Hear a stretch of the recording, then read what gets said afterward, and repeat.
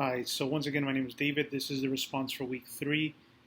First and foremost, this basis is for how to communicate or create a communicative aspect with the parents and the families of the students that you are working with. First, the biggest thing I think that needs to be entailed is trust and communication with the parents.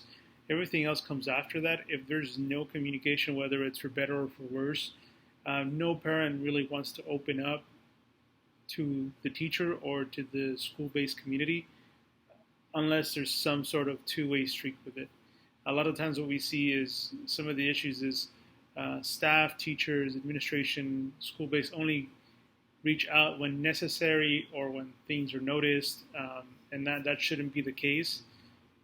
Communicating with parents and teachers alike is the same way. You don't want an administrator coming up to you as a teacher and only looking at the negatives and things that you should work on.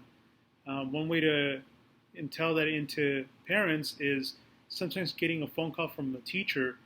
Typically, what they expect is a negative or a behavioral issue that's arising in the classroom.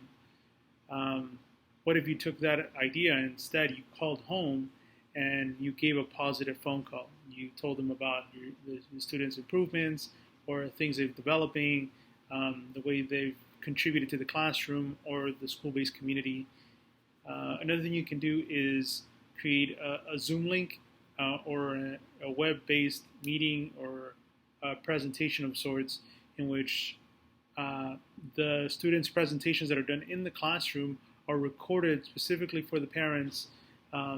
Parent-safe app or website that can be used for the parents to access it. For parents who obviously can't do it during working hours, they can go on there, they can look at their child's work, and you'd be surprised how happy it makes the parents feel that the teacher took the time to record their child's actions and demonstrations in the classroom, because typically they only get to see their work either through physical copies, digital copies, or things that they see around the classroom when it's like parent conference. Implementing these things that are not just for those days really lets the parent know that the teacher really wants to be involved with them. Sending out notifications of community efforts and events that are happening. Another thing that I do in my classroom a lot is send out weekly bulletins of things that are going to go on in the classroom or things to look forward to.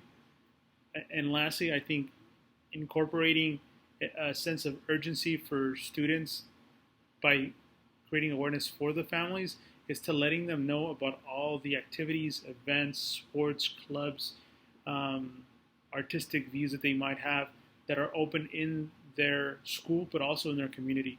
It allows the parent know why it's important to do so, because if it's concerning to the teacher and you're bringing it up to the parent, it allows them to know that it's not just about the educational part that's important, it's also everything else around it. So if you guys aren't familiar with it, there's Bronfenbrenner's ecological model. And essentially what it tells is that everything is interconnected and everything works cohesively with one or the other.